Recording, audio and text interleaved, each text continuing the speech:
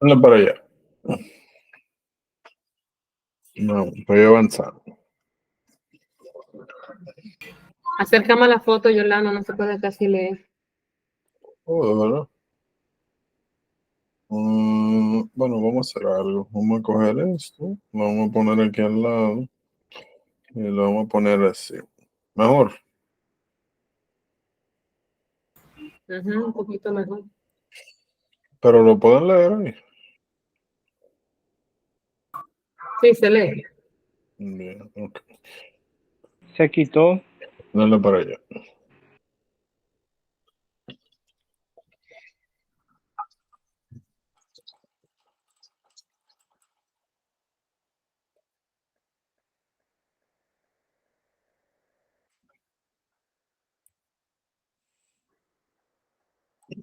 Mm,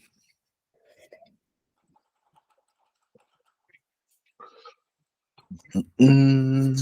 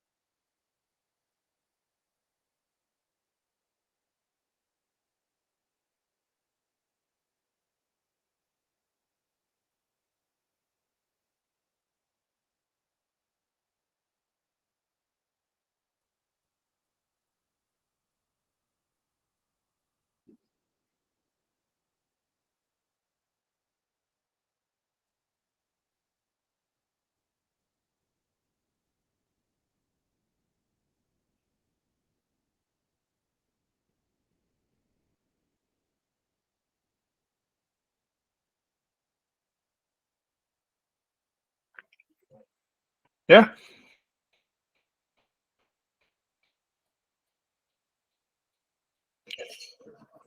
Bueno.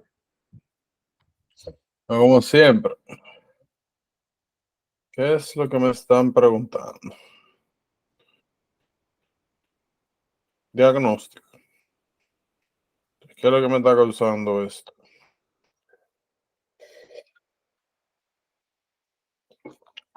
So, ¿quiénes dicen que es la A?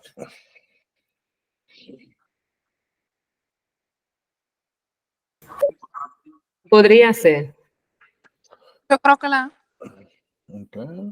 Ah, porque, ok, solamente la respuesta, no justificar, está bien. ok. Pues tenemos más o menos dos. Ok. B. ¿Alguien B? C. ¿Alguien C?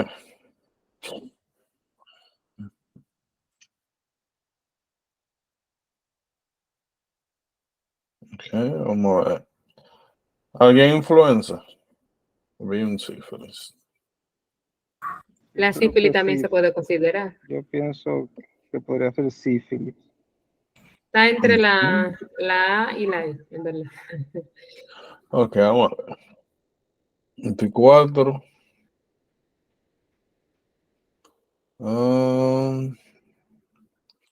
So 24-year-old man comes to the clinic because he feels terrible, can barely go to bed. 2 days ago, he started having feverish and sweaty. He developed persistent headache, fatigue, sore throat, aching in his muscles and joints. Los síntomas generales, todo eso en general no me indica nada particular, ¿verdad? Ahora, faringitis, yo estoy viendo faringitis, de ahí que podría comenzar a sacar patología, ¿verdad? Strep, mononucleosis, strep, scarlet fever, adenovirus, ¿verdad? The patient has no medical nature, takes no medication. Has been sexually active with 2 women over the past month and rarely, ok, entonces aquí me está poniendo un factor de riesgo. Ha estado con varias personas, no utiliza condón. So, automáticamente tengo que comenzar a pensar en enfermedad de transmisión sexual, ¿verdad? No, O, ok. ¿cómo se llama esto? Es un comportamiento de riesgo. So, fuma, toma alcohol, tiene fiebre, la presión está bien, so, no podemos decir que está séptico. Casi en el límite superior, respiración baja. So, taquicardia, taquipnea, low blood pressure son cosas que me indican, ¿verdad? Sepsis. Patient is ill appearing, flush, damp skin, erythematous maculopapular rash, present in face, trunk, palm, soles. Oropharyngeal examination shows a shallow, tender ulcer with white exudate of the posterior oropharynx. Severe enlarged discrete novel lymph node present in the cervical, axillary, and occipital regions. Ok, so si a mí me describen. Ok, bueno, vamos a seguir. Long extension macabo, bla, bla, bla, bla, bla, bla, bla. Ok, no hepatosplenomegaly. So, hemoglobina normal, platelets un poco bajo, leucocito bajo, neutrófilo elevado, eosinófilo normalmente, ahí está más o menos borderline. Ok. Los So, linfocitos de Orlando también bastante. perdón. Los linfocitos están mucho. Estos dos señores por ahí salieron los alterados. Ahora, hay linfopenia. Ujú. Ok, so, vamos a comenzar por influenza. ¿Por qué yo sé que no es influenza?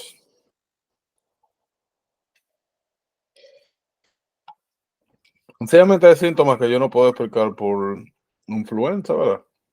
Si la influencia no te va a bajar tanto los glóbulos blancos, no son características. Normalmente, a ni te menos va que a tú dar el estés séptico, exudado orofaringeo.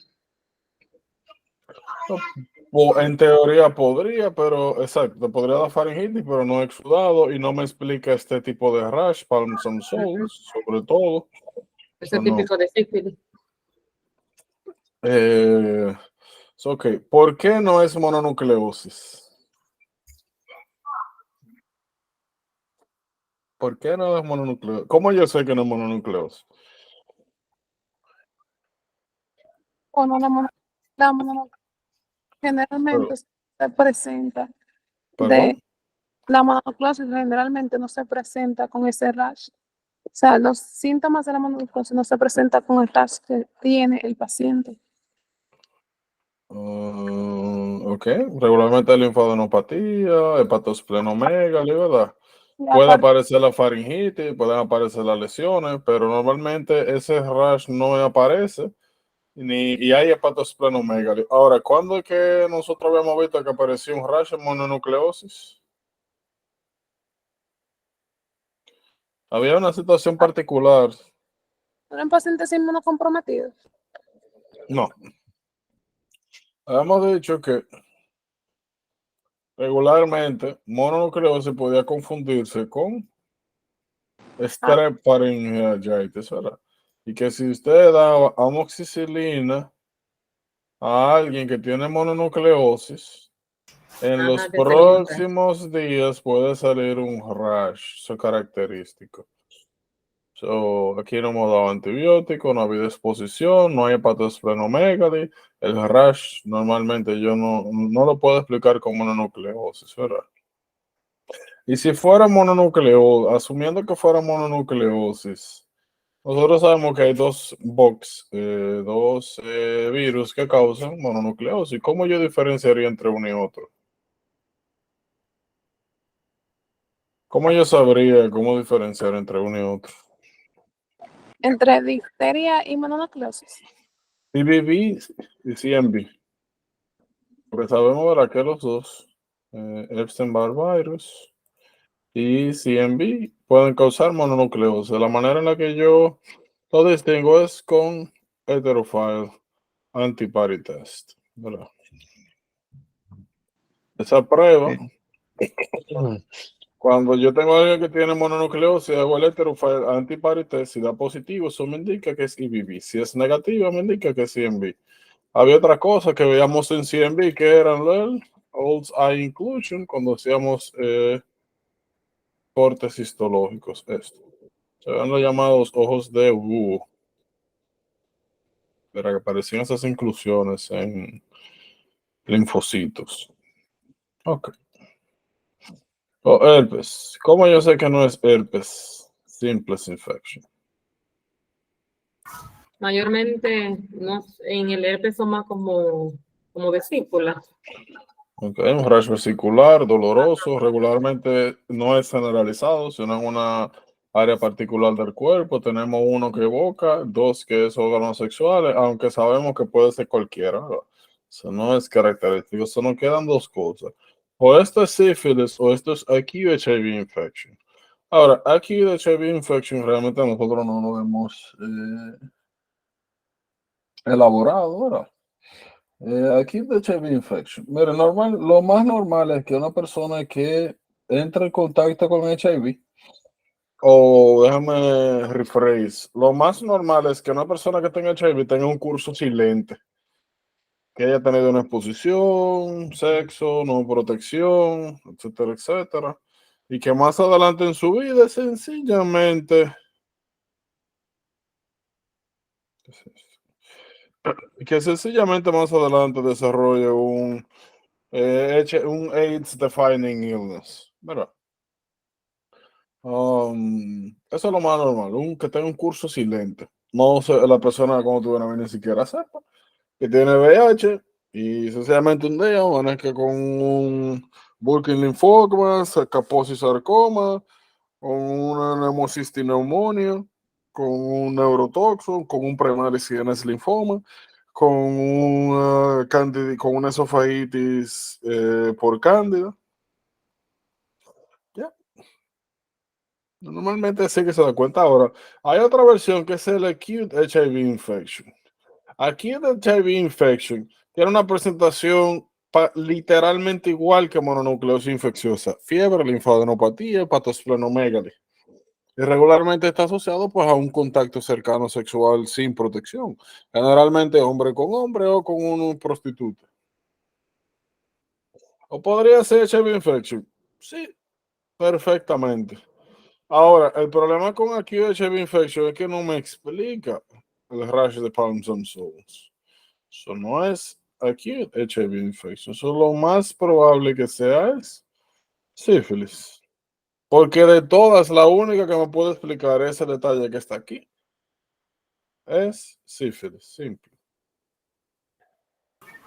Yolano, y lo de la úlcera y el exudado, eso se ve sífilis. Esos son Distracción. distractores. Yo le dije que a ustedes le van a salir preguntas que tienen síntomas mixtos que pertenecen a una cosa y no a otra, como esto, la úlcera. O sea, eso realmente eso no. Si aparece úlcera en tal caso, es indolora en sífilis. Ahora, generalmente lo que ellos hacen es que mezclan una cosa con otra y te ponen un cuadro donde el 80-90% de los síntomas está explicado por una patología y el 10-5% no. Y esos son distractores. Nosotros tenemos que ver la patología completa, todo, y sencillamente orientar el diagnóstico a lo que aparentemente es más probable. No, no es muy difícil que aparezcan preguntas perfectas. Siempre va a haber algo que se sale. Y la razón por la cual eso está diseñado de esa manera es para precisamente eso, que usted tenga la capacidad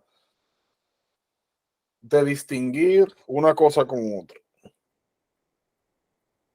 O sea, y le digo que eso es muy importante, como esa capacidad de diferenciar entre lo importante y lo es esencial. Por ejemplo, miren, esa imagen que yo le mandé más temprano fue muy interesante. La razón por la que yo la mandé fue lo siguiente. O sea, para que ustedes tengan una idea de por qué hacen esto, o como la estructura general que utilizan en la pregunta.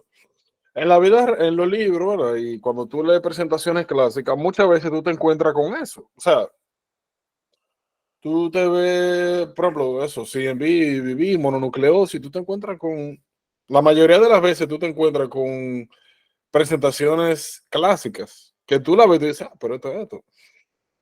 Ahora, hay un subset de pacientes que o tiene más de una patología al momento de que tú lo ves, o tiene presentaciones atípicas, o tiene algún síntoma, como en este caso, que no va con la patología, porque esto no es de sífilis. No es de sífilis. No es clásico. Pero nuevamente, las patologías, las presentaciones no son perfectas. Siempre hay una cosa que varía. Hay, ¿verdad? Eso, presentaciones atípicas. O hay a veces hay coinfecciones, la persona tiene varias cosas juntas. Eso, todo eso es posible. Porque estamos hablando de alguien que tiene un factor de riesgo importante. Ahora, la persona, esa foto que yo le mandé, bien interesante. Porque la razón por la que fue al hospital fue que tuvo una sobredosis. Me parece que fue que mezcló heroína con anfetamina, no sé, quizás se le fue la mano. Y parece que la persona con la que se estaba drogando llamó a emergencia. O sea, llamó al 911, fueron al 911, le dieron naloxona, que es el antídoto para opioides. El tigre volvió.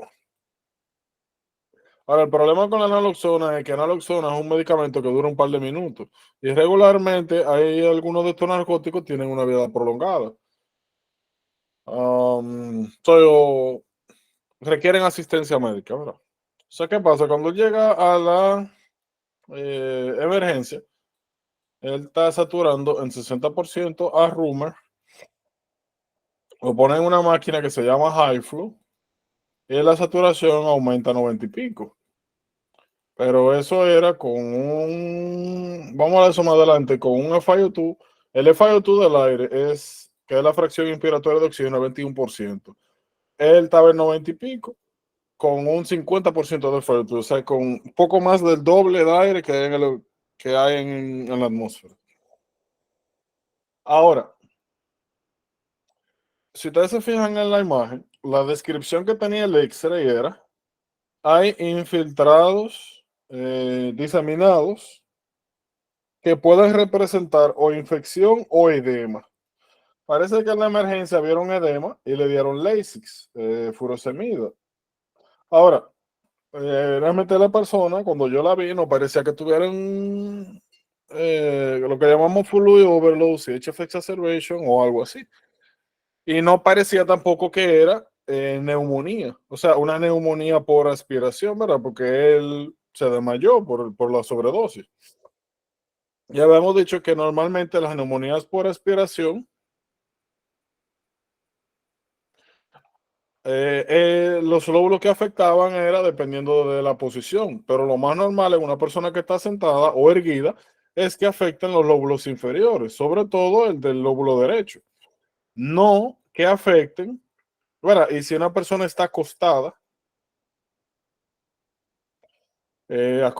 sobre todo boca arriba, por lo normal es que afecte los lóbulos medios posteriores o inferiores posteriores, ¿verdad? Por un tema de gravedad. Ahora, en el caso de él, las áreas que están afectadas, si ustedes ven la imagen, son lóbulos centrales. Entonces, una persona que tiene VIH. Y el último recuento de CD4, que tiene, me parece que fue en marzo, fue 324.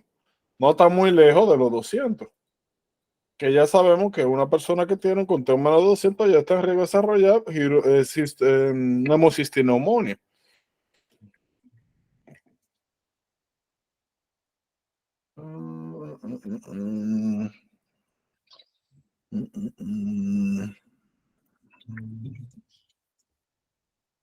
Ok.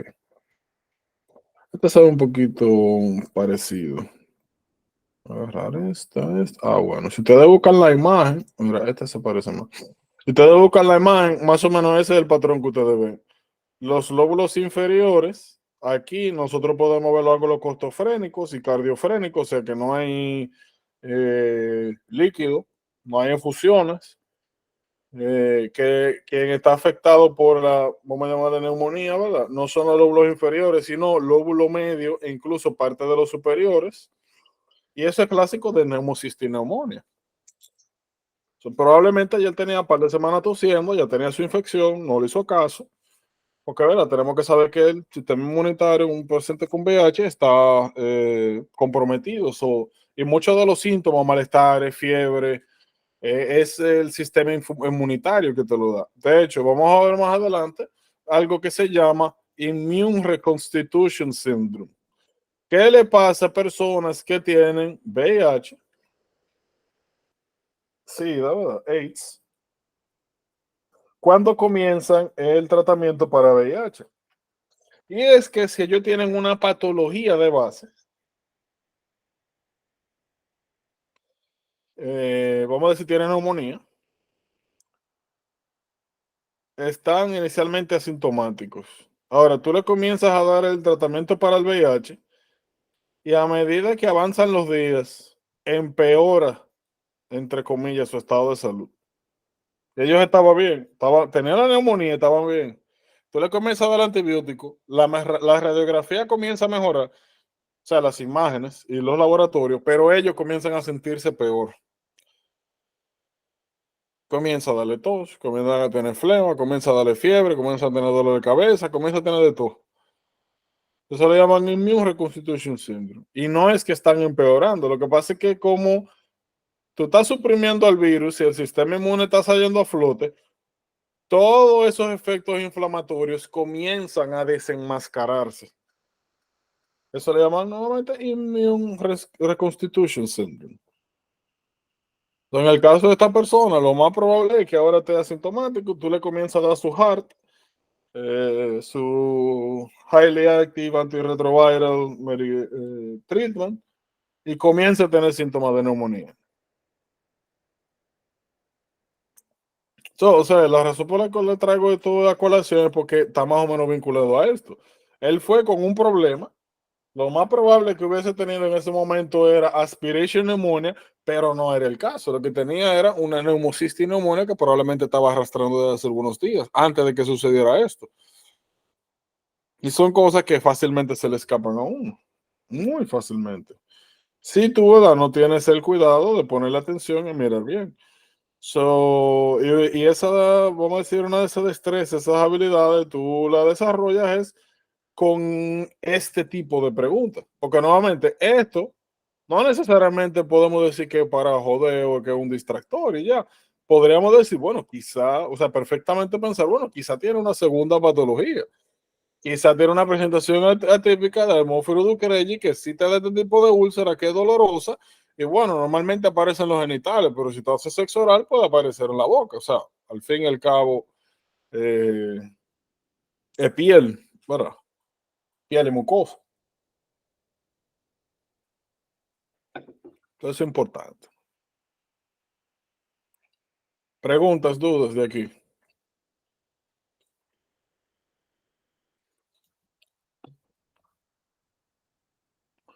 Vamos a buscar algo.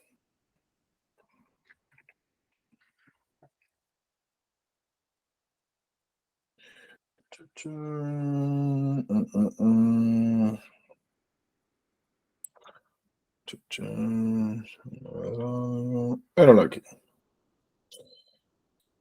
Obviamente, ¿verdad? La otra cosa que hubiese sido bueno como poner acá es, por diferenciarlo, tiene sífilis primaria, secundaria y terciaria. Primaria nosotros sabemos que es el chancro y ya, la lesión en el pene, que aquí no mencionan, ¿verdad? Este cuadro que ustedes están viendo es sífilis secundaria, por eso viene y se lo busqué acá. Lo clásico es el rash. Ahora nosotros tenemos esta presentación completa. Mírenlo ahí. Nódulos posteriores cervicales. Míralo ahí. Nódulos posteriores cervicales.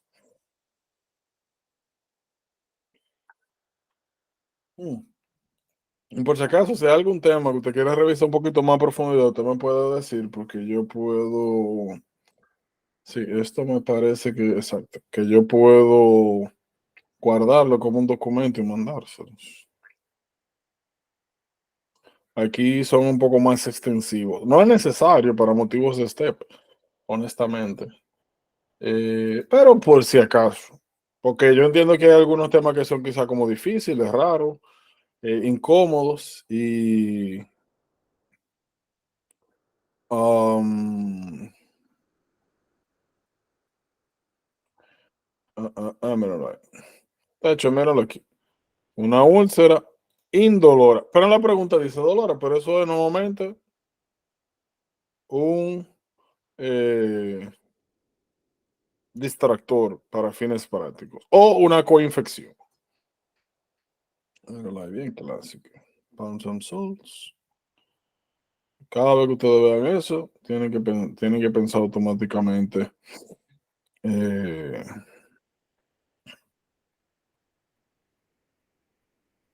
sífilis.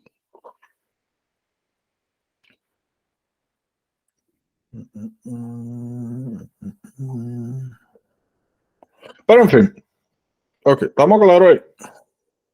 Preguntas, dudas. Ay, curiosamente, esta persona que yo le estoy hablando tenía un RPR positivo hace un par de meses. Y vamos a hablar de eso después, de cómo leer los RPR, porque los RPR, hay algunas pruebas que se reportan, no es con número de que positivo y ya, sino positivo, y luego hay algo que se llaman titers. Por ejemplo, en el caso de él era 1.128. Pero más adelante hablamos de eso. Cuando hablemos más de tratamiento y eso. Entonces, esa persona, ¿verdad? Que tiene sífilis, yo pregunto entonces, tratamiento, penicilina. Eh, ¿Qué prueba de screening yo hago? RPR. Recuerden que las pruebas se dividen en específicas, no específicas. En relacionar directamente a sífilis, no, tenemos BDRL, RPR y FTS, ABS, FTS. Es la otra prueba. Regularmente se hace secundaria a esta. En sífilis, ¿verdad? Secundaria y terciaria, porque en primaria lo ideal es microscopía oscura directamente del chancro para ver la treponema, o sea, la espiroqueta. Y nuevamente, yo les traigo ese tipo de casos, son las cosas que ustedes van a ver para que se vayan acostumbrando. Porque ustedes van a preguntar eso, se pueden cuestionar, acá, ¿cómo va a ser que nosotros saltamos de primero a segundo? ¿Por qué no me habla de que tuvo un chancro o algo, qué sé yo? Bueno, de un chancro doloroso. Quizás cuando tú vienes a ver pasó desapercibido, no se dio cuenta, algo así. Difícil, ¿verdad? Pero, o increíble, pero todo es posible. O quizás las lesiones eran la boca y pensó que era un afta, qué sé yo, algo así, no le molestaba mucho, no le puso atención. Muchas cosas pueden pasar, pero usted siempre tiene que trabajar con la información que le proveen. Y siempre le está hacer el diagnóstico que le explique la mayoría de los síntomas que se presentan. Tienen que acostumbrarse a eso, a que van a haber distractores constantemente.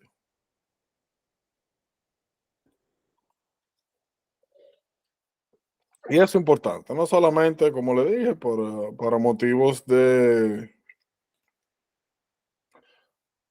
examen, sino en la práctica médica.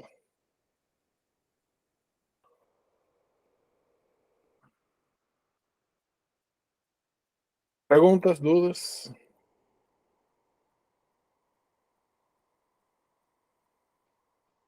¿Cómo fue? Oh, ya, en acute. HIV dice.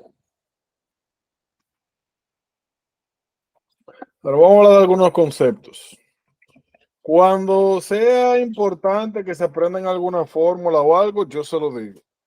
Ahora, las fórmulas en general nosotros las vamos a dividir en dos grupos. Las que hay que aprenderse a rajatabla, que ustedes no pueden jugar con eso, y las que no hay que aprenderse, pero que hay que entender.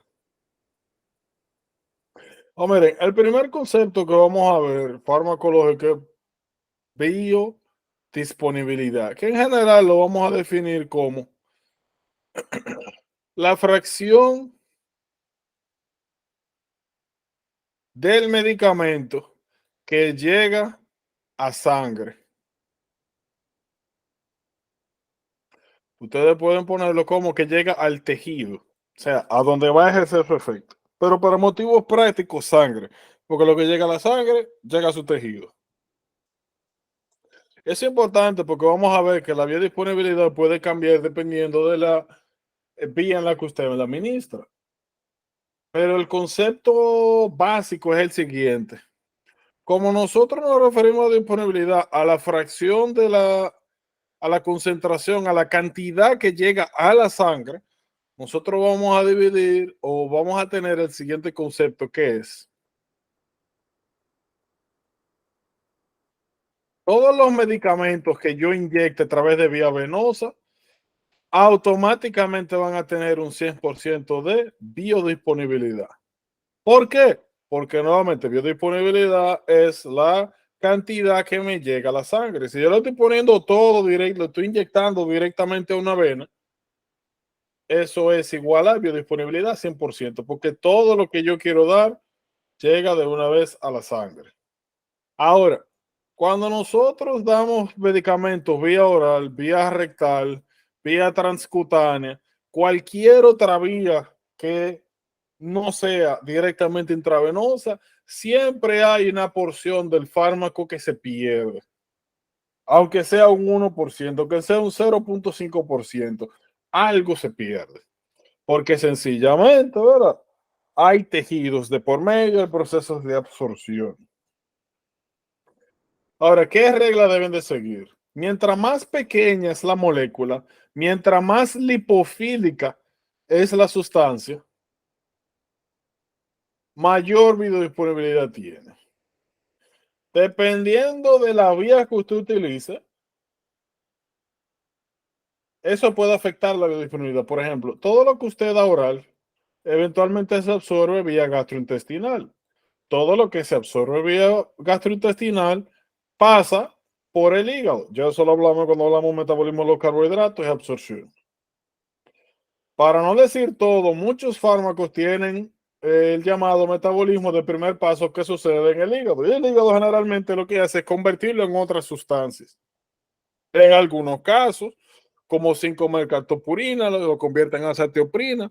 O sea, a veces nosotros damos el profármaco y el hígado lo convierte en el fármaco, el que tiene la porción activa. pero en la mayoría de los casos lo inactiva.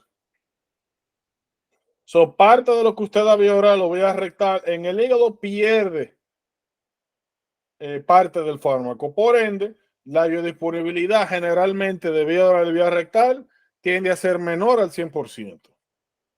Lo mismo, ¿verdad, Pierre? Creo que escuché algo por ahí. Exacto, metabolismo del primer paso. Ups.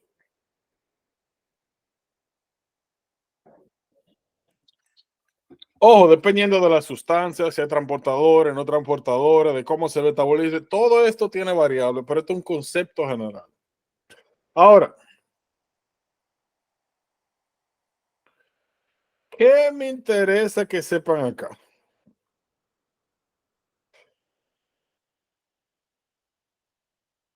Fíjense. El concepto general es el siguiente. Fíjense, aquí yo estoy representando la concentración de plasma en el eje de la Y y en el X tiempo. ¿Qué pasa a través del tiempo con la concentración en sangre, o sea, en plasma del medicamento, dependiendo de la vía donde yo lo dé? So, ¿qué es lo que yo estoy viendo acá? Interprétenme. ¿Qué es lo que ustedes ven ahí? Comenten. ¿Qué me están representando acá? ¿Qué pasa cuando yo lo doy vía intravenosa? ¿Qué pasa cuando yo lo doy oral? De los medicamentos que se administran vía intravenosa Ok. mayor, o sea, tienen una mayor biodisponibilidad y tienen, o sea, mayor tiempo, o sea, en el organismo, o sea, duran ¿Y mayor tiempo por qué? que lo que están, porque se administran medicamentos que tienen que pasar por el primer, o sea, paso. ¿Y Cuando por tienen, qué el intravenoso comienza aquí y por qué el oral comienza aquí a aparecer en sangre? ¿Puedo yo? porque, Dale, dale, Ah, dale. está bien. Dale para allá. Bien, sigue hablando, que yo... no, está bien, sigue tú. Está bien, gracias, disculpa. Cualquier Bueno, por cosa, lo que... Ajá, ¿habla? cualquier cosa después, si yo tengo un comentario, sigo. Está bien, está bien. Pues bien, por lo que dijo Jordan ahorita, que el medicamento cuando se administra intravenoso está 100% biodisponible. Entonces, inmediatamente tú administras intravenoso, tenemos todo el medicamento, o sea, tenemos toda esa dosis ya disponible a nivel, a nivel de plasma. Y por eso empieza a ese nivel tan alto y a medida va pasando el tiempo, entonces va reduciendo, a diferencia de cuando se administra entonces vía oral, empieza desde cero en el tiempo porque tiene que atravesar una barrera para llegar, pasar un grupete de cosas, un ejemplo, tiene que ser absorbido, pasar por la vía del metabolismo hepático y luego entonces liberarse bien en la sangre y todo eso, y por eso todo eso lleva un tiempo, empieza desde cero, va subiendo y luego baja de nuevo en el tiempo. Con el Ahora, en vía este oral. caso, ¿cuál sería el tiempo cero? Eh, o sea, ¿qué valor? O sea, ¿cómo así? No entendí la No, pregunta. ¿cómo? ¿Quién es que me indica a mí cuál es el tiempo cero? ¿A partir de cuándo yo comienzo a contar el tiempo? O sea, para la administración oral, cuando el medicamento entra a la sangre, Ya que cuando se déjalo. absorbe. Bueno, Ok. Ah, bueno, mira, yo dale, considero dale. Ujú.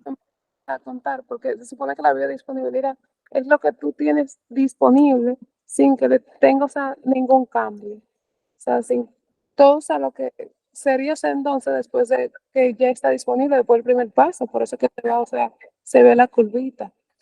Bueno, mire, para resumir, tiempo cero. O sea, aquí lo que yo estoy viendo es qué pasa a través del tiempo en función a la concentración de lo que yo estoy administrando. Fíjense algo, en el tiempo cero, cuando yo comienzo a contar, al que yo doy intravenoso, aparece rápidamente, de manera repentina, una concentración alta en plasma. Y la razón es porque yo lo estoy dando directamente, lo estoy inyectando directamente a través de la vena, ¿verdad? Y naturalmente cuando yo lo inyecto, lo que yo tengo es la concentración mayor. Y a medida que se va metabolizando, su concentración va bajando a través del tiempo. Simple. Ahora bien, cuando yo lo doy oral, cuando yo comienzo a contar es cuando yo lo doy por la boca. Por eso es que ustedes ven que hay un tiempo, un espacio de tiempo, que es cuando pasa esófago, estómago, llega intestino y luego comienza a absorberse. Como ustedes ven, la absorción es lenta y paulatina a través del tiempo. Por eso es que las concentraciones de plasma van aumentando paulatinamente, llegan a su pico y luego comienzan a bajar. Vamos a imaginarnos que en estos dos casos yo di la misma concentración de medicamento. Sin embargo, el pico de la concentración oral me llegó hasta aquí. La concentración máxima obtuve en sangre con la administración oral me llega solamente aquí. Sin embargo, el pico cuando yo lo di IV fue máximo al momento de inyección y de ahí comenzó a bajar la concentración en sangre, a menos que yo comenzara a repetir. Porque si yo, por ejemplo, para que el medicamento me haga un efecto, yo necesito mantenerlo a esta concentración y vamos a suponer que en el momento donde baja esa concentración es cuando pasan 8 horas, pues si yo cada 8 horas doy el medicamento, lo que yo voy a ver es esto, que yo voy a estar formando picos y lo que yo voy a tratar,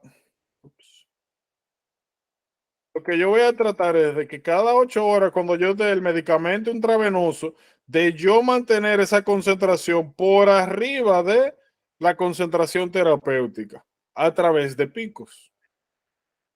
Y eso va a ser importante para cuando hablemos más adelante de vida media. Ahora bien, cuando yo lo doy oral, la duración total es menor que la vía intravenosa y la concentración total que yo alcanzo en sangre es mejor, porque parte de eso se pierde en el proceso de absorción y el metabolismo del primer paso. Y verdad, hay tiempo que tiene que pasar en lo que el medicamento pasa a través de el sistema gastrointestinal. Claro, hay excepciones. Siempre hay excepciones, pero esta es la regla general.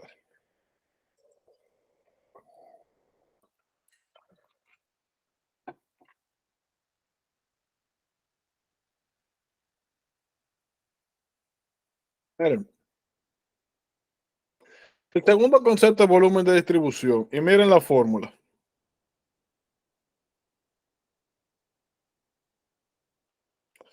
La fórmula es volume distribution es igual a básicamente lo que yo doy, o sea, la concentración que yo administro entre lo que yo mido en sangre. O sea, la concentración, vamos a ponerlo así, concentración en sangre, para resumir. ¿Por qué eso es importante? Vamos a poner dos casos. Imagínense que yo di 500 miligramos de dos sustancias. Ahora, en el primer caso, yo di 500 miligramos, pero cuando yo mido la concentración en sangre, me sale que es 20 miligramos por decilitro.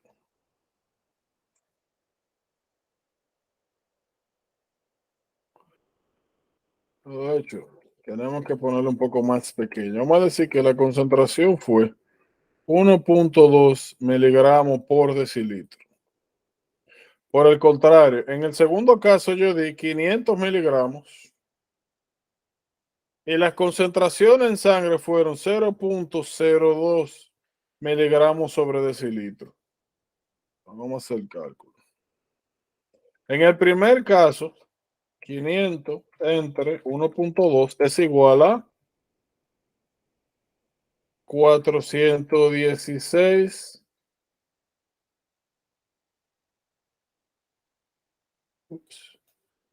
decilitros. En el segundo caso es 500 entre 0.02, me dio 25.000 decilitros. Entonces, vamos a ver, decilitro en litro. So, en el primer caso, 416. Ok, esperen ahí. En el primer caso me dio 40, que esto, y en el otro caso, ándale. De hecho, si ustedes quieren, vamos a ponerlo. Bueno, vamos a utilizar ese número, no nos vamos a complicar, ok.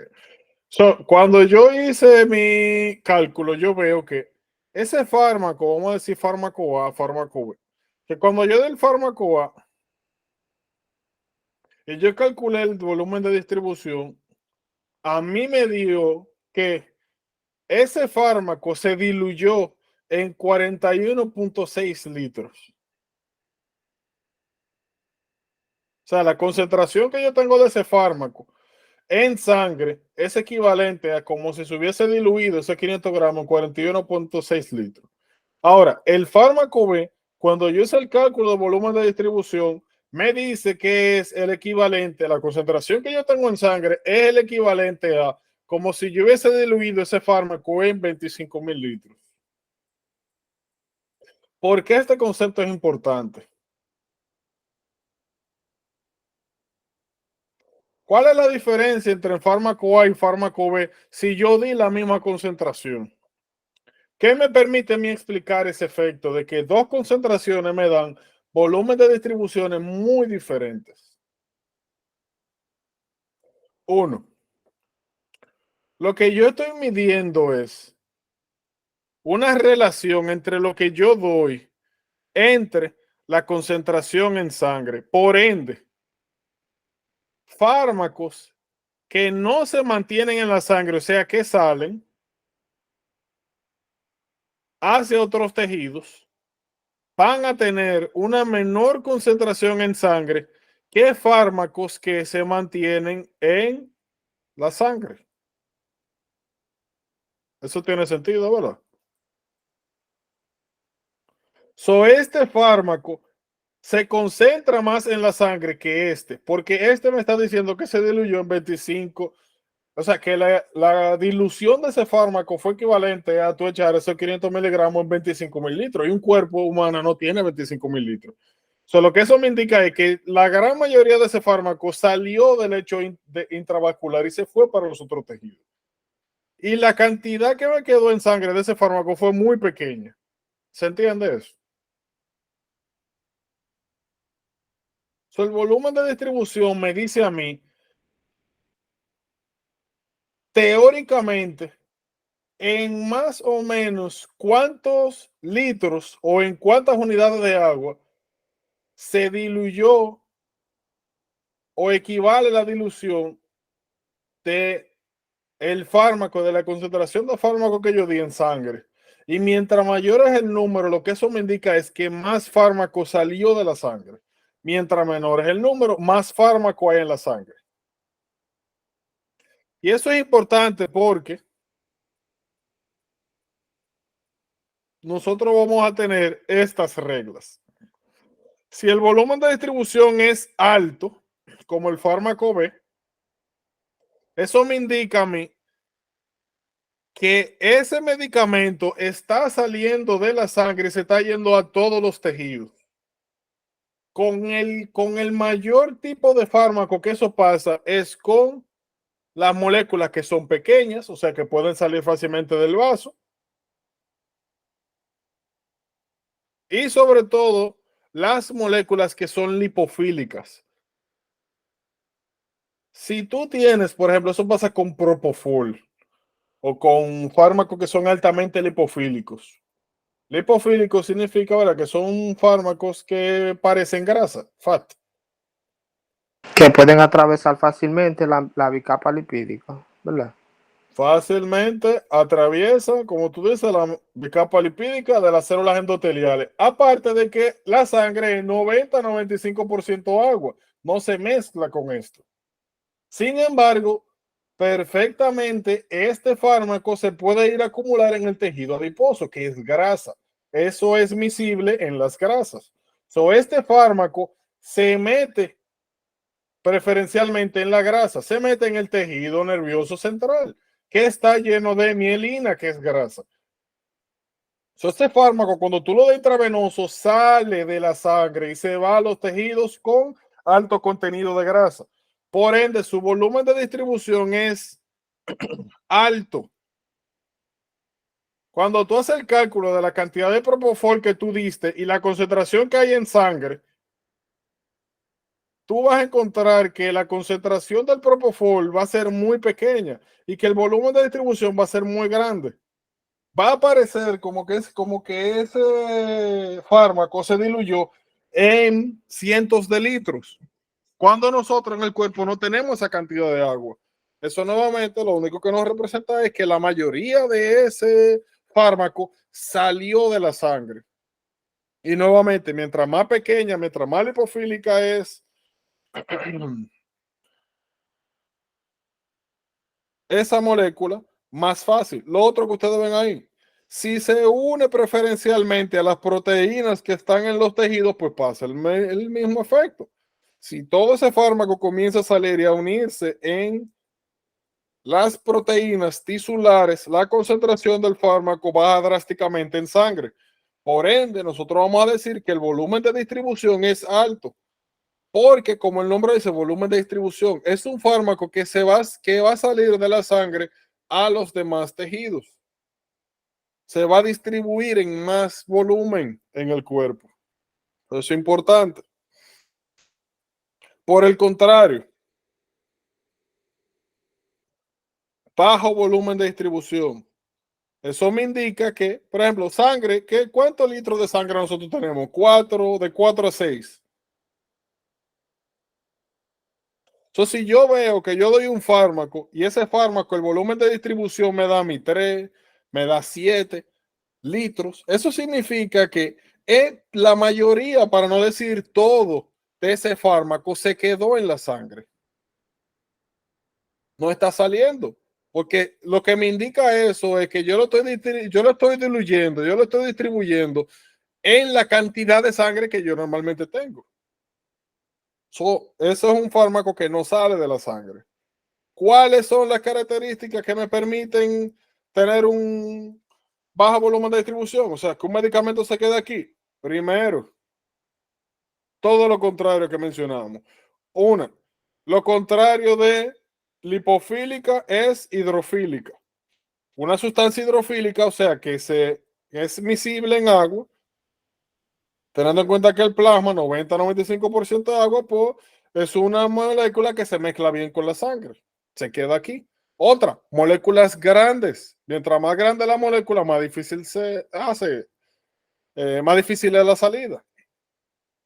Otra característica, moléculas con carga, ya sea negativa o positiva.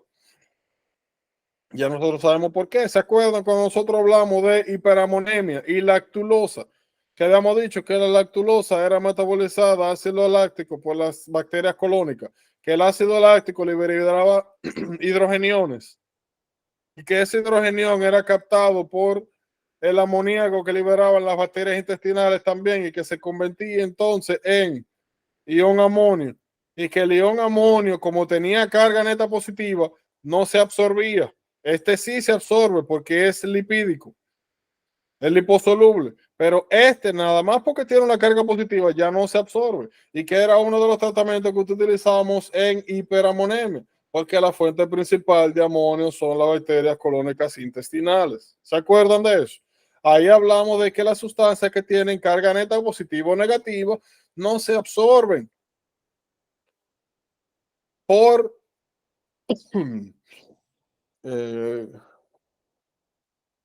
por difusión, no pasan como las sustancias lipídicas fácilmente a través de una membrana, a menos que haya un transportador. ¿Estamos claros con eso? Preguntas, dudas. Sí, yo tengo una duda. Cuéntame. Cuando tú calculaste el volumen de distribución, ¿de dónde te sacaste ¿No? 0.02 y el 1.2? ¿Cómo fue? Cuando tú calculaste el volumen de distribución, el Ujú. 2 y el 0.02. ¿De dónde se sacaron esos? Eso, bueno, esto es la cantidad que yo doy y esta es la concentración. Imagínate que yo di esta cantidad, la inyecté a la sangre, ¿verdad? Y esperé 30 minutos. Y luego de que pasaron esos 30 minutos, yo tomé una muestra de sangre y medí la concentración de ese fármaco que yo di en sangre. Ese es este número.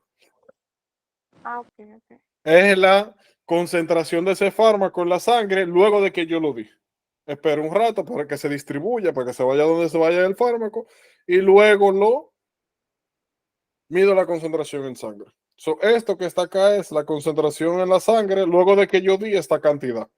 En este caso, la concentración era muy baja, por eso no dio un volumen de distribución alto, y en este caso era una aceptable. Igual es alta, pero aceptable para nuestros fines. Bien.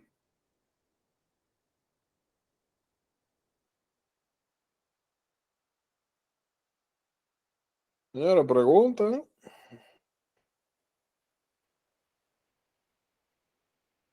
Realmente yo entendí muy bien esa parte. Bien. Ok.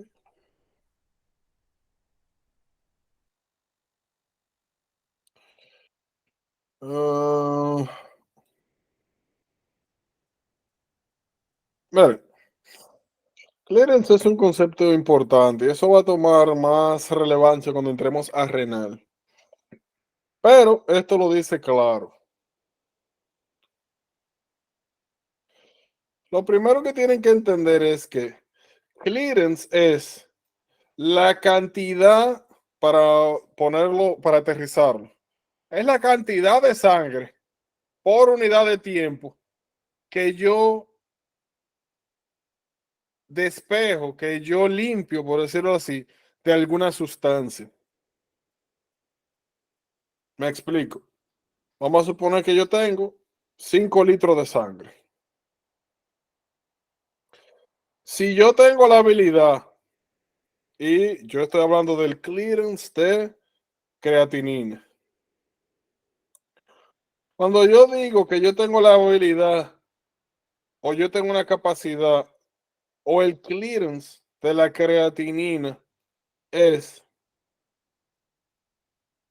0.5 litros por minuto, eso significa que yo tengo la capacidad de eliminar toda la creatinina que hay en 500 mililitros o la mitad de un litro por minuto.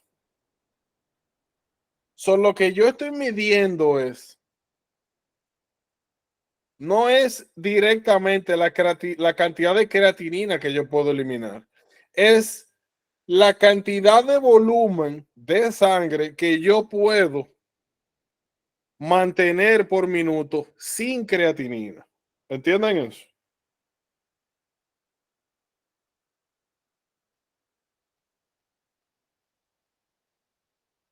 ¿Puedes repetirlo, por favor? Ok.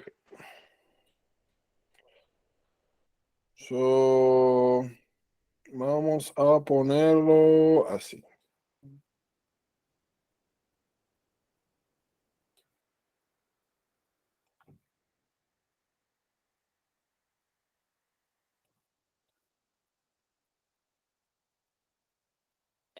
Ok.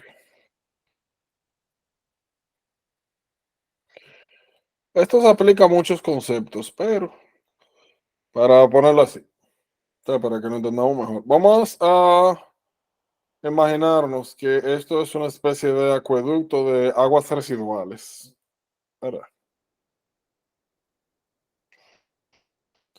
Y vamos a suponer que aquí constantemente yo estoy virtiendo 10 litros de agua contaminada. La planta de manejo de tratamiento de esa agua me puede a mí por minuto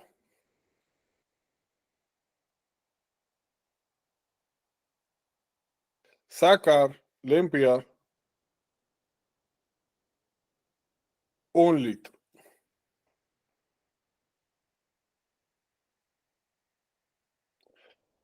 ¿Qué pasa? Fíjense que lo que yo estoy utilizando como medida es cuánta agua yo puedo limpiar por minuto. Yo no estoy diciendo, no estoy representando cuánto yo estoy eliminando de contaminación. Yo nada más estoy expresando de todo lo que me llega, cuánto por unidad de tiempo yo puedo mantener limpio, libre de cualquier contaminación. Y nuevamente, aquí yo no estoy tomando en cuenta la cantidad de basura que hay aquí. Yo solamente tomo en cuenta cuánto yo puedo mantener limpio o sin impurezas o lo que sea que yo esté calculando el clearance. ¿Entienden eso? Ese Sí, concepto es importante porque viene lo siguiente.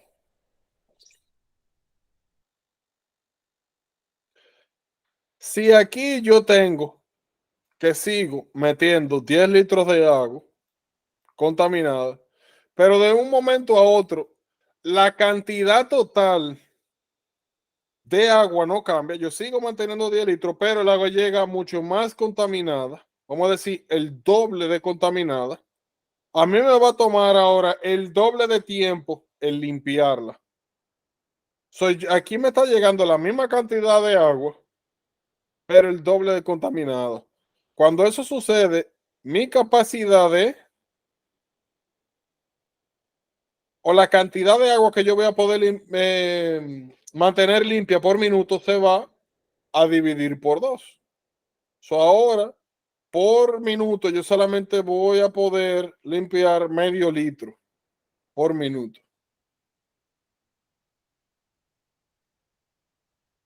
Yo estoy limpiando la misma cantidad de basura, pero mi clearance total disminuyó de 1 litro a 0.5.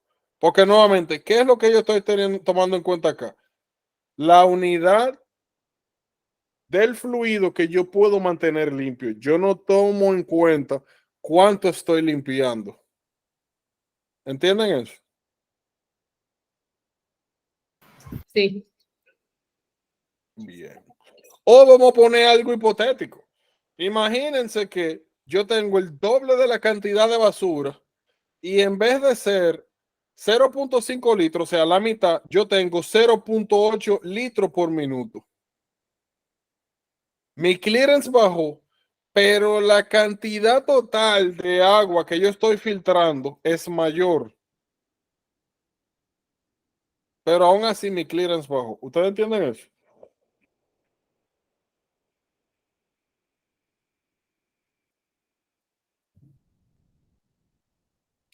Se ve ahí, muy raro. ahí me confundí. No se preocupen. En Renal vamos a hablar de eso. Porque es como el plot de Line Weaver. Es como al revés y no tiene sentido. Porque ¿cómo tú me vas a decir que tú estás casi limpiando el doble de basura que hay en agua? Y yo voy a decir que el clearance bajó cuando yo aquí estaba limpiando menos basura que esto. Nuevamente, nosotros no medimos cuánta basura tú limpias, sino cuánta agua tú puedes mantener limpia. Pero en fin, no se preocupe que eso en Renal lo vamos a abordar en detalle.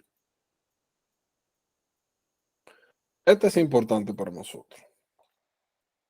Miren, vida media. Vida media es, como su nombre dice, es la medida de tiempo en la cual yo elimino la mitad del medicamento o de sustancia. Y es importante porque nosotros vamos a ver que hay un concepto llamado steady state. Steady state es la concentración a la cual yo puedo comenzar a mantener una concentración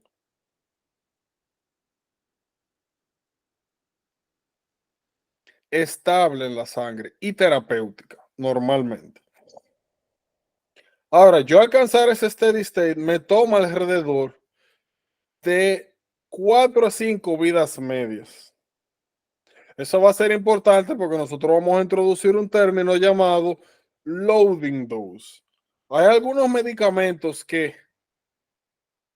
o la mayoría de los medicamentos que nosotros estamos acostumbrados a utilizar, uno comienza y dice, mira, bébete 500 miligramos de esa amoxicilina. Una en la mañana, una en la noche y ya. Ahora, hay otros medicamentos que no se pueden dar así, que tú tienes que dar un loading dose y después para lograr, bueno, el loading dose lo dice, es una carga del medicamento, regularmente es una dosis alta del medicamento que te va a causar a ti una elevación súbita, rápida de en la sangre, que te va a llevar el medicamento a los niveles terapéuticos en sangre y después de eso entonces tú sí puedes comenzar a dar dosis bajas para sencillamente mantener la concentración. Y eso sobre todo sucede con momentos donde tú quieres alcanzar un efecto terapéutico rápidamente. O si el medicamento tiene un metabolismo raro, como pasa por ejemplo con vancomicina, que es un poco no predecible.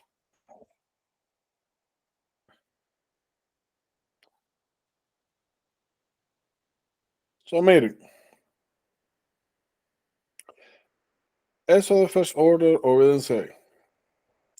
Pero sí me interesa que sepan que aquí hay dos tipos de vía de eliminación de los medicamentos. Está first order kinetics y está zero order kinetics. Y cada uno va a tener sus... vamos a ver algo.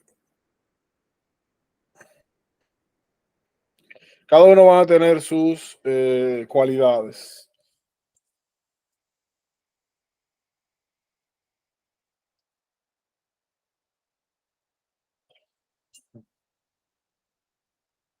Ok, miren aquí.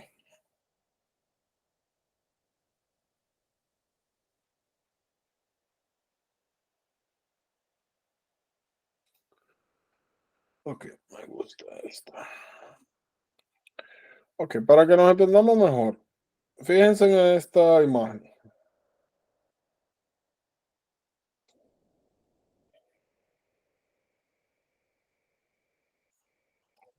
Miren, aquí nosotros tenemos X y Y. En X tenemos tiempo. En Y la concentración del fármaco en sangre. ¿Qué nosotros estamos viendo acá? Estamos viendo varias áreas de interés.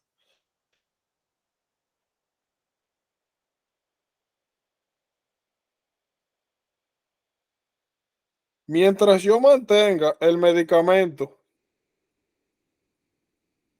en este rango de concentración, vamos a decir que esto sería como de entre 2 y 15, yo voy a tener el rango terapéutico, que es la concentración a la cual el medicamento hace su acción, hace su efecto.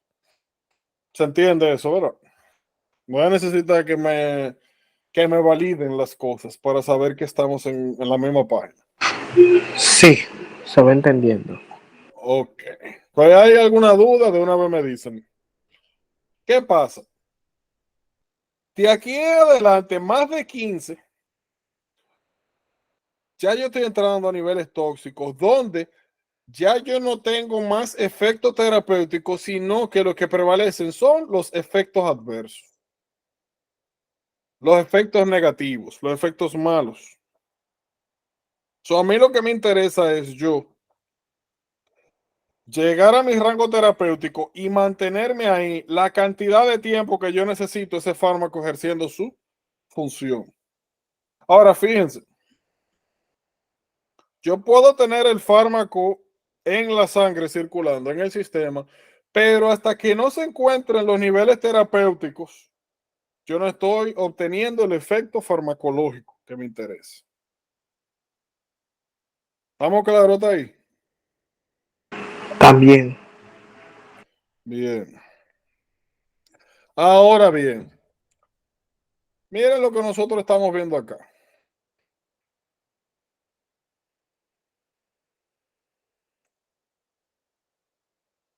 Esto que ustedes están viendo aquí es un pico. ¿Dónde nosotros vimos eso? Tiempo cero, un pico. Cuando lo dábamos, intravenoso. Este gráfico lo que me está diciendo es que aquí yo di el fármaco intravenoso. Yo tuve un pico y a medida que pasó el tiempo, bajó la concentración. ¿Qué pasó aquí de nuevo? Yo volví a inyectarlo. Subió la concentración, volvió a bajar. Ahora fíjense, en el primer pico yo no llegué al rango terapéutico. Ahora, en la segunda inyección yo llegué al rango terapéutico, pero por un lapso corto de tiempo. Luego caía niveles subterapéuticos. Ahora, ya en la tercera dosis, ya yo estoy en que la mayoría del tiempo que el fármaco estuvo en sangre, estuvo en el rango terapéutico. Cuando yo alcanzo este estado que ustedes están viendo aquí, donde en la mayoría del tiempo el fármaco está en su rango terapéutico entre dosis, a esto es lo que yo llamo steady state. Eso que está aquí. ¿Se entiende el concepto de steady state? Sí, se entiende. Preguntas hasta aquí.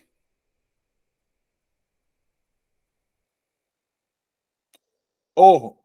Ahora, ¿cuándo pasa esto que acabamos de hacer? Cuando usted agarra un fármaco y usted dice, ok,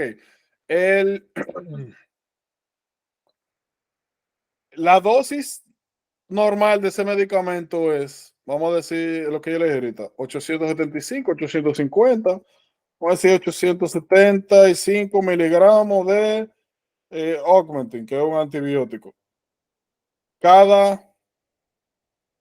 Vamos a contar aquí, cada 6 horas.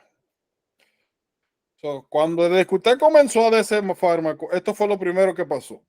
Y en las subsiguientes dosis eso pasó. Entonces, el steady state regularmente se alcanza cuando usted da de 4 a 5 dosis. Ese fármaco no te está dando todo el beneficio terapéutico hasta que tú has dado de 4 a 5 dosis de ese medicamento. Y eso es una regla general para todos. Ahora bien, como yo le dije a ustedes, en algunos casos particulares tú no puedes esperar, tú no puedes darte el lujo de esperar 4 o 5 dosis. Tú necesitas el efecto farmacológico rápido. Miren aquí qué está pasando. Aquí yo comencé a dar el fármaco. Déjame ver si yo...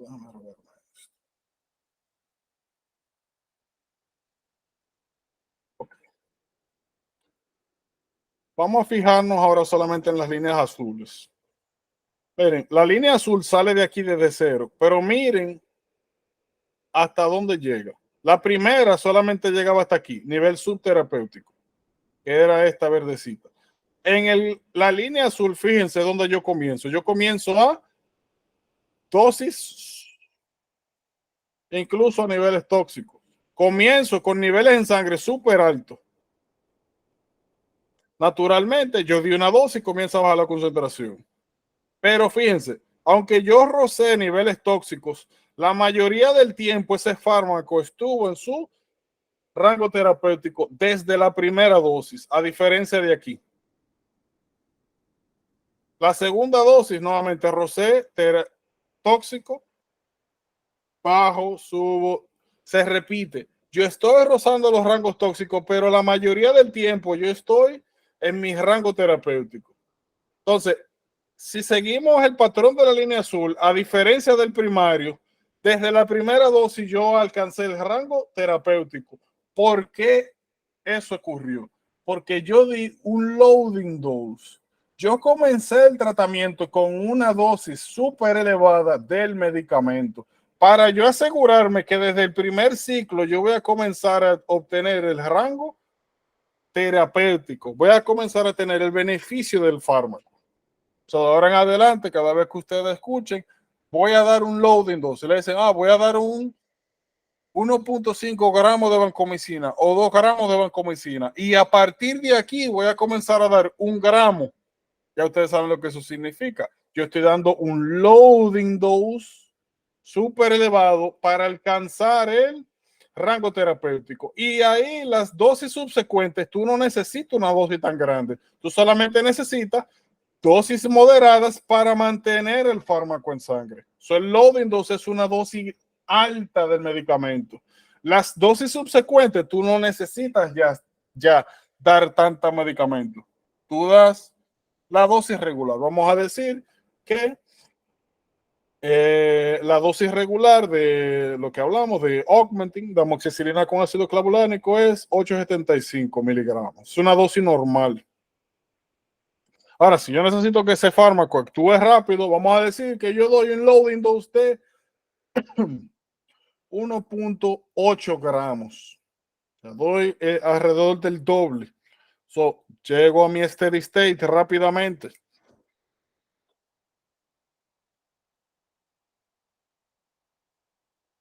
¿Se entiende eso? Y eso pasa mucho, no tanto con antibióticos, nada más he visto que pasa con vancomicina, con otros no pasa. Ahora, con otros medicamentos como digoxina, amiodarona, quepra, fenitoína, si tú das un loading dose y después tú continúas con la dosis normal. ¿Se entiende eso? Sí, se entiende, se entiende. Bueno, lo entendí yo. Ahora, hay otros fármacos que tú lo puedes usar en dosis de infusión. ¿Qué ustedes están viendo acá? Que sencillamente la dosis la concentración del medicamento va aumentando a medida que pasa el tiempo con una infusión. Hay algunos medicamentos que usted da como si fueran infusiones. Por ejemplo, heparina, lo que le llaman drip, heparin drip. Personas que tienen estatus epilépticos que no rompen con drogas convencionales, tú puedes dar un drip de lorazepam, de benzodiazepina. Lo mismo con delirium tremens, tú puedes dar un drip. De hecho, tú puedes dar un loading dose y después un drip. Los drip tienen la ventaja de que te permiten subir o bajar el medicamento dándolo de manera continua para mantener mucho control sobre el efecto que tiene ese medicamento sobre el efecto farmacológico. Vamos a hablar de eso más adelante. Pero ahora mismo lo más importante es niveles tóxicos, rango terapéutico y el concepto de loading dose y de vida media. Como ustedes ven. Miren, por ejemplo, aquí. Este es un pico, el pico de concentración más alto, este es el más bajo.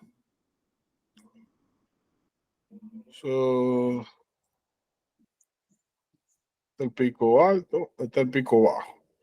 De CA12 hay 6. ¿Verdad? La mitad sería 3. ¿Verdad? La vida media del fármaco que estoy representando aquí es 3 horas. Porque en 3 horas yo he consumido la mitad del medicamento. Eso significa que si yo no estoy dando un loading dose y yo tengo que dar de 4 a 5 dosis para alcanzar el steady state, si este fármaco tiene una vida media de 3 horas, eso significa que yo tengo que esperar de 12 a 15 horas para que ese fármaco alcance su steady state, si no doy loading dose. ¿Entienden eso? Sí. Bien. Preguntas.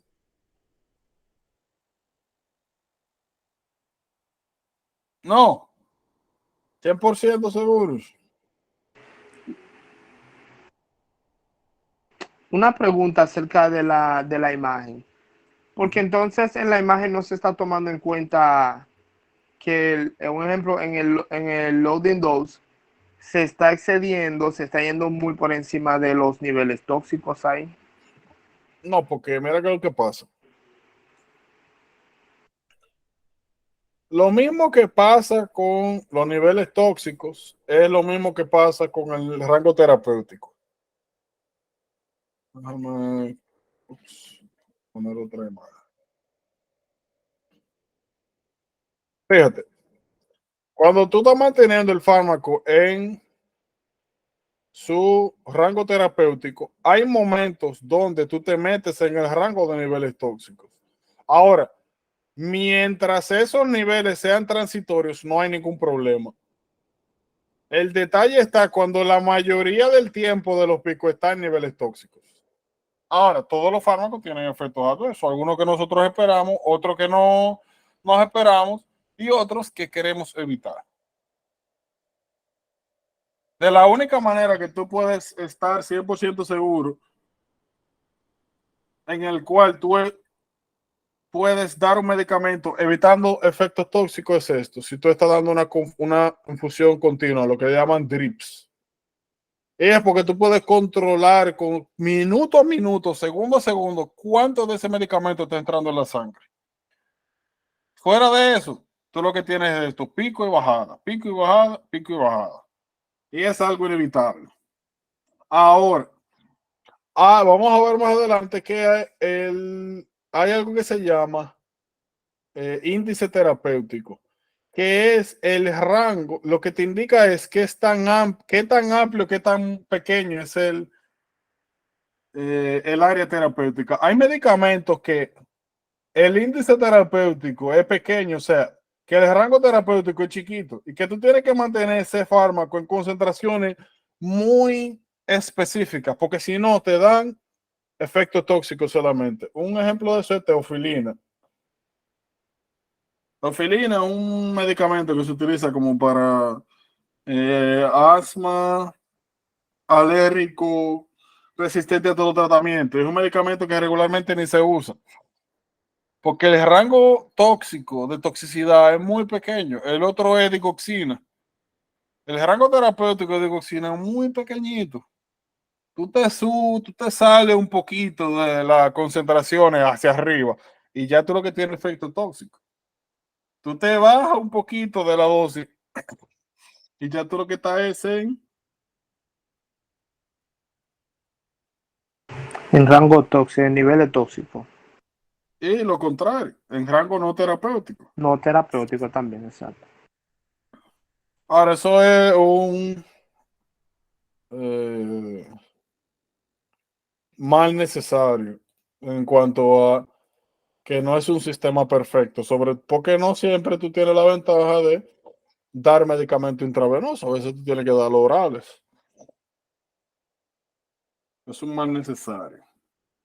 Lo importante es que lo que predomine sea el beneficio sobre los efectos tóxicos, ya.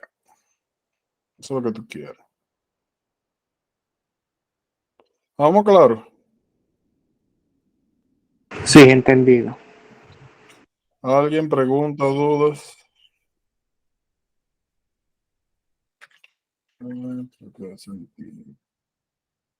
Démoslo.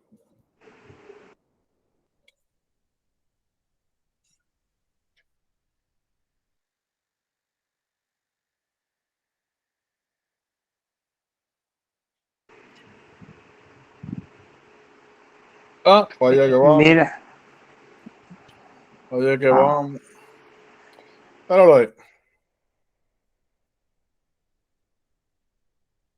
Pero podemos ponerlo de la siguiente manera. O sea, esa es la fórmula general del loading dose. Ahora, si tú quieres como darle una definición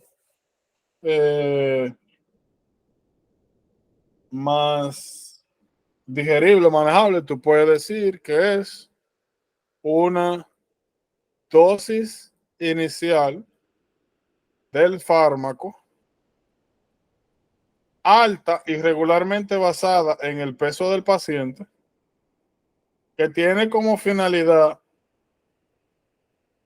que las concentraciones en rango del fármaco entren desde la primera dosis en rango terapéutico sin la necesidad de que pasen de 4 a 5 vidas medias. Es un shortcut. Bien.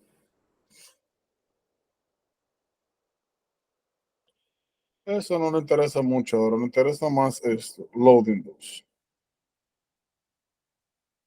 Como ustedes ven, O sea, y esta fórmula es importante, sí tienen que aprendérsela, porque lo ponen a calcular cosas. Le dan volumen de distribución, le dan biodisponibilidad del fármaco y le piden que calculen loading dose o que despejen. Es importante saber eso.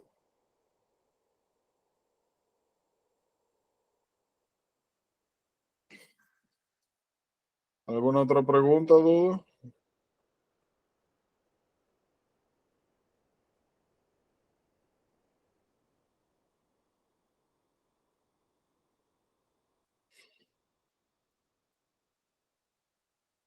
No.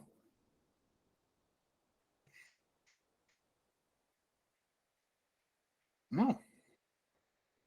No, Seguro. Ay, Dios hay, mío. hay que aprenderse la fórmula, ¿verdad? Sí. Es importante que se la sepan. Esta, sobre todo. Esta no tanto. Y esta, volumen de distribución. Esta no. Eso no se preocupen. Aquí hay algunas cosas que tenemos que hacer, pero todavía no. Esta es importante.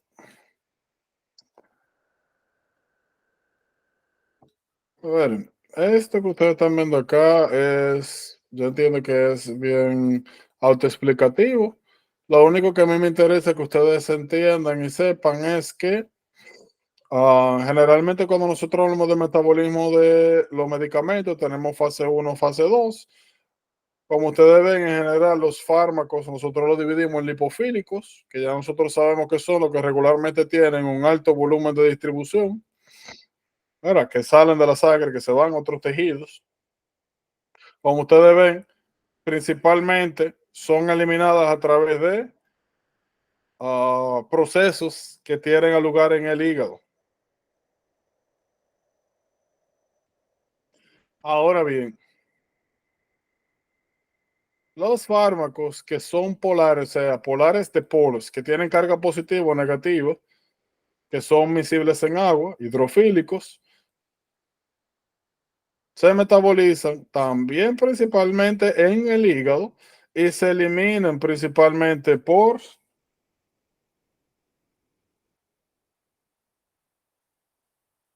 cualquier vía, para motivos prácticos.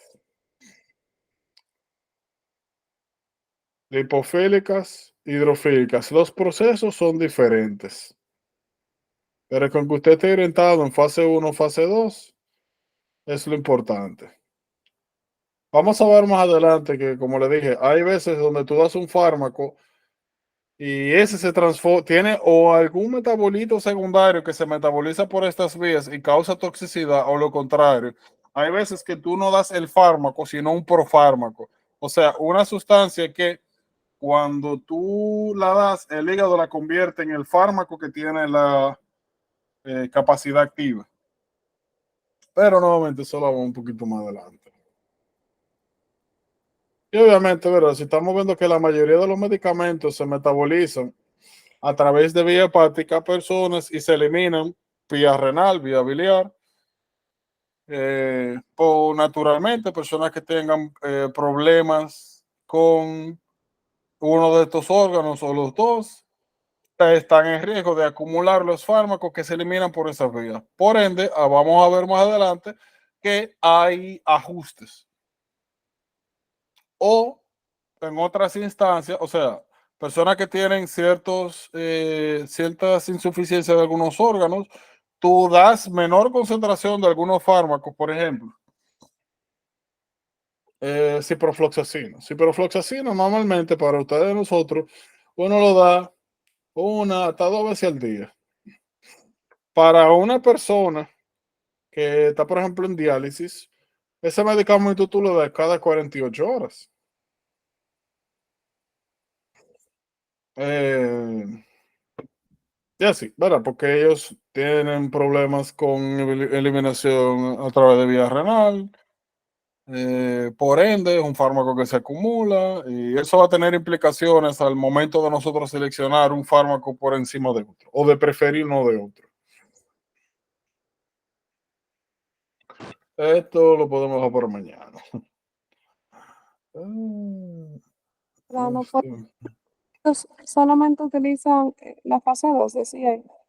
¿Perdón? Ahí arriba decía que las personas usadas geriátricas, ellos utilizaban la fase 2, pero Perdón, ¿qué lo quién? los geriátricos, los pacientes geriátricos. Pediátricos, Geriátricos. geriátricos. No, es que yo no sé si a mí qué me pasa, pero como que se corta. Ella No. se refiere a los pacientes geriátricos, los viejitos. Que es, Ok, ok. Sí, claro. Nosotros vamos a ver que nuevamente, dependiendo en estados, algunos, lo que mencioné fue estado patológico, pero hay estados fisiológicos, claro. Hay diferentes edades, hay otras interacciones que, claro, son importantes que nosotros tenemos que tener en cuenta al momento de seleccionar algún fármaco por arriba de otro. Vamos a ver que, por ejemplo, lo mismo, fuera de que sean teratogénicos, no hay fármacos que se prefieren en embarazadas, porque precisamente por eso, porque hay algunas consideraciones fisiológicas.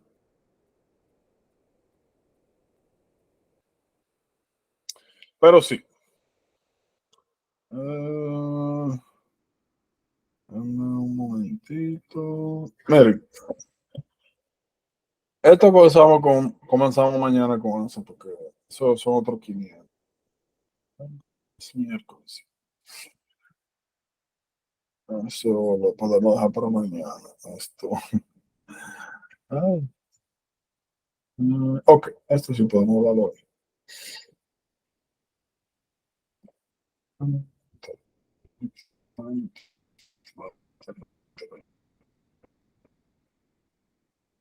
Esto es muy interesante, sobre todo porque en estos días vi algo interesante.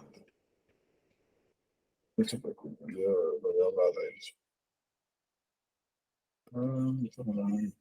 De hecho, yo voy a ver si le mando, déjame mandárselos. De hecho, ahora, antes que se me olvide.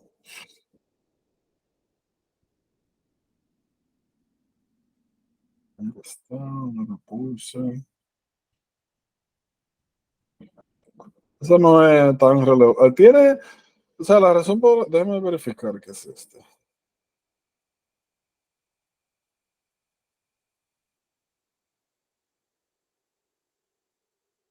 Sí, o sea, es importante porque, o sea, es algo que tiene que ver más con clínica, pero es importante porque precisamente eso que está ahí son cosas que salen en las preguntas de los steps. Porque es una prueba que te permite diferenciar entre si es un problema en córnea, nervio, si es parálisis del tercer nervio, incluso si es sífilis, qué es lo que te está causando, si es herniación, qué es lo que te está causando anisocoria. Eso me pareció bien interesante, porque yo lo había leído, he visto así en stats, ¿verdad? Hay cosas, pero yo no lo había visto en vida real y los otros días me tocó una persona en UCI que tenía anisocoria y yo la vi como a las 10 de la noche y tenía anisocoria, estaba intubada y después en la madrugada cuando yo volví a revisarla ya no tenía anisocoria. Yo dije, ven acá. Y obviamente era una persona intubada, no recuerdo exactamente, creo que fue un drug overdose y una caída que tuvo o algo así. Tú piensas, bueno, quizá hay herniación cerebelosa no, perdón. Pues podría ser que haya herniación, me parece que son las uncales que causan eso. Y normalmente, de hecho, espérate, que hay otra cosa. Ya ven. Se me acuerdo que enojan, que enojan fenómeno.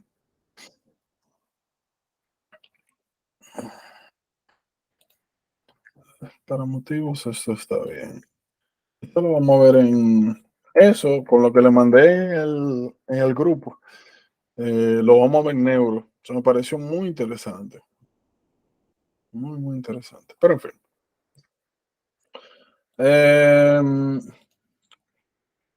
no me gustaría decir que solamente utilizan fase 2, pero podríamos decir que primordialmente. Mira.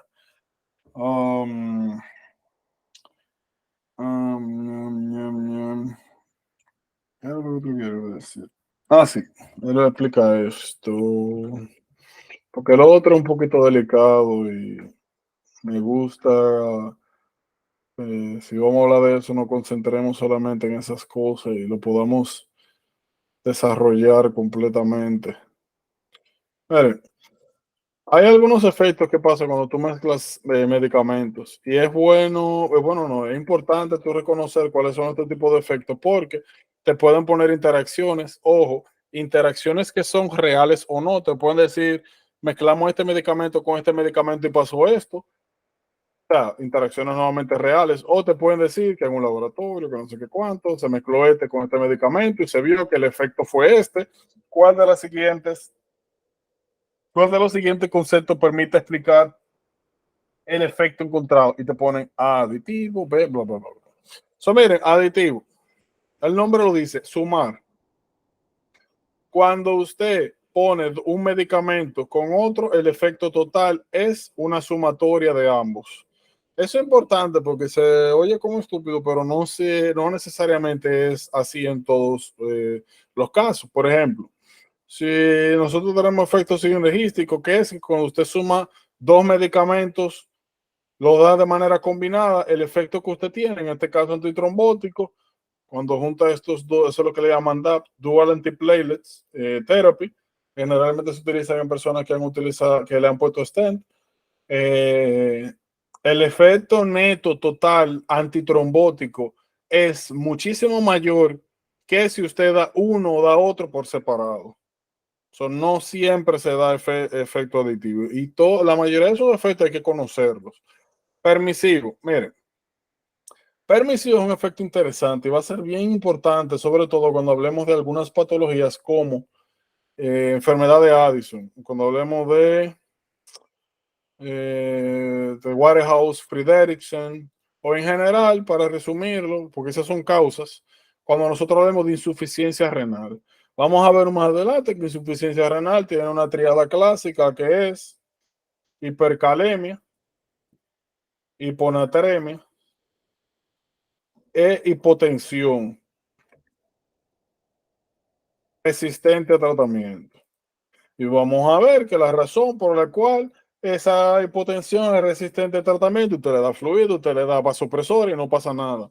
Es porque el cortisol, o sea, usted le da epinefrina, ¿verdad? Norepinefrina, y la presión no aumenta. La razón de eso es que para que un medicamento haga su efecto, usted necesita el receptor. Y receptor, ¿verdad? En general, cuando hablamos de catecolaminas, no nos referimos a alfa 1 sobre todo, que son los que tienen el efecto vasoconstrictor. Lo que causan de esto a esto. Y para eso normalmente tú necesitas esos receptores, alfa 1, alfa 2, beta 1, beta 2, y vamos a ver más adelante que cortisol es una hormona que aumenta la disponibilidad de estos receptores. Una persona que tiene insuficiencia adrenal, droga, insuficiencia adrenal, no producen cortisol, no están los receptores que normalmente son utilizados por la catecolamina, por más epinefrina, norepinefrina que usted le dé, la presión no va a subir porque el receptor no está. Eso es lo que le llaman efecto permisivo, cuando una hormona permite que otra hormona ejerza su efecto completo. Aditivo, permisivo, cinético, potenciación. ¿Qué pasa? Nosotros vamos a ver más adelante que hay medicamentos que... Un permisito. Ajá, cuento. En el permisivo se pudiera decir entonces que, que un ejemplo, un fármaco viene y hace el efecto del receptor para permitir que el otro fármaco haga su efecto, que sería un ejemplo que ese fármaco, un ejemplo que nos falta que nos falta ese receptor en el cuerpo, y por faltarnos ese receptor, X fármaco no ejerce su efecto. Entonces le damos un fármaco que hace como quien dice el trabajo del receptor permitiendo que ese otro fármaco sí haga su efecto. Ese sería como quien dice el permisivo. No sé. Eh, sí y no tanto, porque no es que un fármaco hace necesariamente que otro funcione, es que hay una sustancia, vamos a poner aquí cortisol, que hace que esa célula transloque o sintetice estos núcleos. O sea, que promueva que se sintetice y que se ponga en la membrana un receptor que es utilizado por, en este caso, norepinefrina. So, para que la norepinefrina funcione, tú necesitas que cortisol ponga la disponibilidad de ese receptor. So, para que este funcione bien o completamente, tú necesitas que este esté presente, porque si no, no hay suficientes receptores. Y sin el receptor, este no puede funcionar. Ok, entendido. Bien.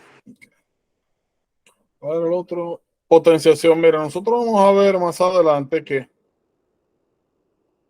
nosotros podemos mezclar algunos medicamentos y el efecto neto, como ustedes ven acá,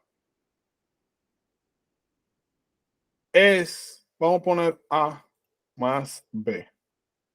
Si tú das B solo, no hace nada. Si tú das el efecto, como ustedes ven ahí, es 2.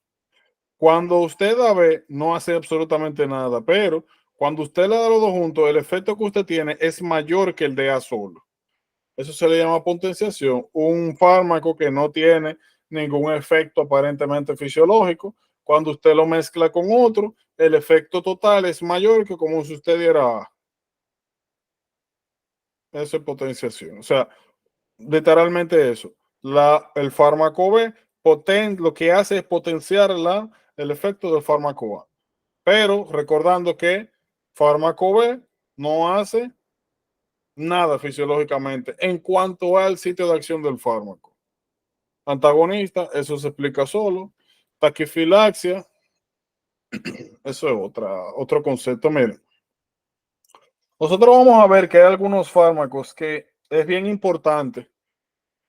Uno, que cuando se dan, no se den por tiempo muy prolongado. Y segundo, siempre, o sea, si son infusiones, no se den por tiempo prolongado. Y otra, cuando se utilizan de manera intermitente, pues tienen que darse generalmente sobre largo periodo de tiempo. Porque estos fármacos, si usted lo da de manera continua, usted pierde el efecto farmacológico.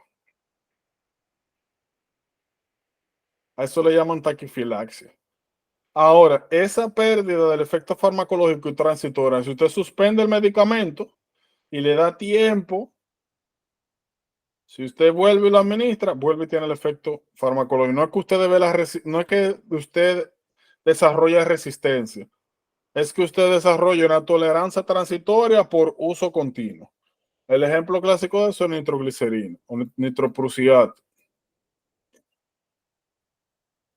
Nitroglicerina es un fármaco que usted tiene que dar sobre periodos de tiempo prolongados. Si usted agarra y se tira una nitroglicerina cada 1 hora, después de la tercera, cuarta dosis, eso no le va a hacer absolutamente nada. Y para volver a tener el efecto farmacológico, va a tener que esperar tiempo. Eso es taquifilaxia. Pasa con muchos fármacos. ¿Estamos claros ahí? Sí. ¿Por qué no me da? Ah, sí, yo puedo subir. No sabía.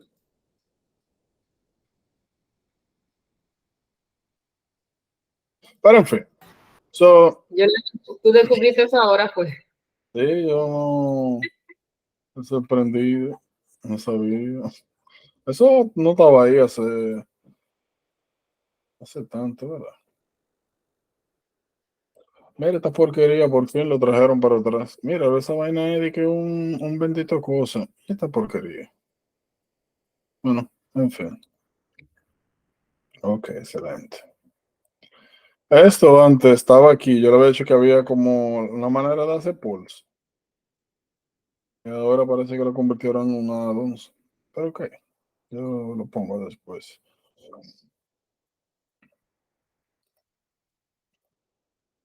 En fin. Miren, mañana entonces nosotros comenzamos por aquí. Léanse su bien. No me preocupen, yo le explico. Pero son conceptos importantes, esenciales. Todo esto, fíjense, nos estamos tomando nuestro tiempo. Estamos viendo como un efecto parecido al que nosotros vimos en bioquímica, donde íbamos al pasito, lento, donde nos estaba tomando tiempo repasar las cosas.